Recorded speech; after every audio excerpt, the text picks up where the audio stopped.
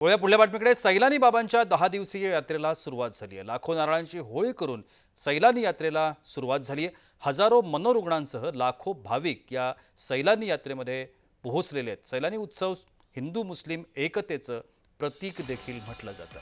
बुलढाणा जिल्ह्यातल्या पिंपळगाव सराई गावामध्ये सैलानी यात्रेला सुरुवात झाली। 10 दिवसीय या उत्सवाची सुरुवात लाखो नारळांची होळी पेटवून केली जाते। परंपरा आहे, संस्कृती आहे आणि ही परंपरा जपण्याचा यथोचित प्रयत्न आजच्या काळामध्ये देखील होतो। हे सगळ्यात महत्त्वाचं या ठिकाणी आपल्याला लक्षात घ्यायला लागेल। राज्यभरातूनच नव्हे तर राज्याच्या बाहेरून सुद्धा अनेक भाविक मोठ्या संख्येमध्ये सैलानी यात्रेमध्ये सहभागी होत असतात आणि होण्यासाठी त्या ठिकाणी जात असतात, पोहोचत असतात।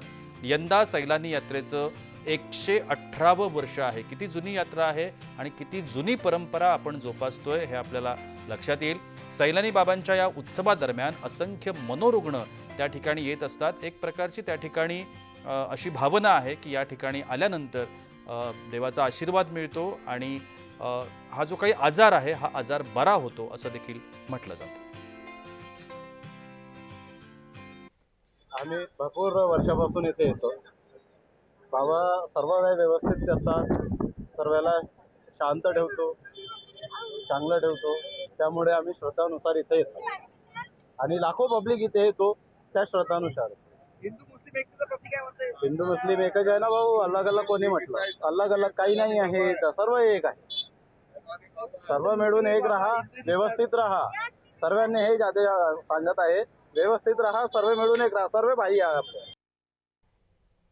यहाँ दादा सैलानी सरकार के पास हिंदू मुस्लिम सिख ईसाई सब आते हैं और यहाँ पे सबको फैज मिलता। और ये जादू की काट करने की एक ऐसी जगह है जहाँ बिना पैसे से बड़े से बड़ा इलाज होता।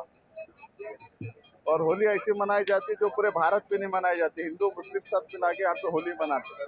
होली तो हिंदू का दिन है और सैलानी बाबा मनाते हैं। सैलानी बाबा होली में शैतानों को जलाते हैं, जिनों को जलाते, जादू को जलाते, इसलिए बाबा सैलानी नाम है इनका। हमको नांदेड़ महाराष्ट्र से आए वाले। परंपरागत ही होळी जी आहे फार हिला प्राचीन काळापासून मान्यता आहे। त्या अनुषंगाने इथे कायदा व सुव्यवस्थेचा प्रश्न निर्माण होऊ नये यासाठी पोलीस प्रशासनाच्या मार्फत जवळपास 300 लोकांचा तगडा बंदोबस्त ठेवण्यात आलेला आहे।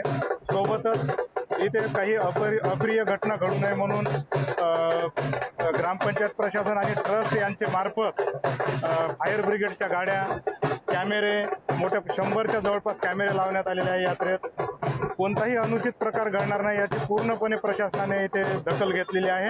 आता सध्या होळी पेटली, होळीचा आता हा कार्यक्रम संपून जाईल। 19 तारखेला संदल राहणार आहे, त्यानंतर पुन्हा 2 ते 3-4 दिवस यात्रा राहील आणि ही यात्रा व्यवस्थित शांततेने पार पडेल अशी अपेक्षा आहे।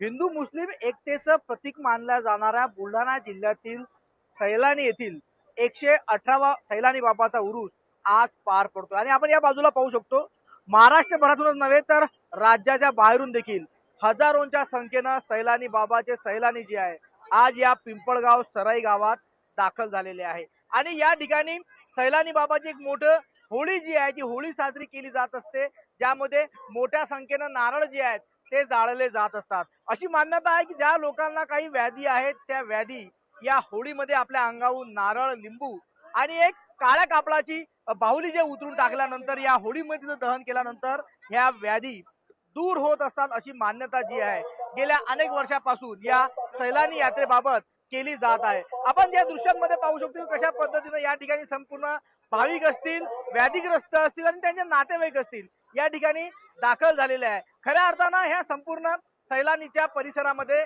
अनेक व्याधीग्रस्त आहेत, मनोरुग्ण आहेत आणि त्यांच्यावर इथे उपचार देखील केले जातात। मात्र या होळी सणानिमित्त ही साजरी होत असलेल्या होळीमध्ये हे संपूर्ण नारळ उतरून टाकल्यानंतर आपल्या व्याधींपासून आपली मुक्तता होते अशी मान्यता या ठिकाणी आहे। मुस्लिम बांधव जे आहे ते आपल्या या रमजानच्या सणाच्या तयारीमध्ये लागलेले आणि खऱ्या अर्थानं या पिंपळगाव सराई गावामध्ये असलेल्या या सैलानी बाबाच्या उरुसाला भेट देण्याकरता लाखोंच्या संख्येने भाविक जे आहे ते दरवर्षी होळी सणानिमित्त येतात आणि इथूनच खऱ्या अर्थानं सैलानी बाबाचा उरुस जो आहे, उत्सव जो म्हणतोय आपण, तो या ठिकाणी सुरू झाला आहे। प्रफुल्ल खंडारे, जय महाराष्ट्र न्यूज, बुलढाणा।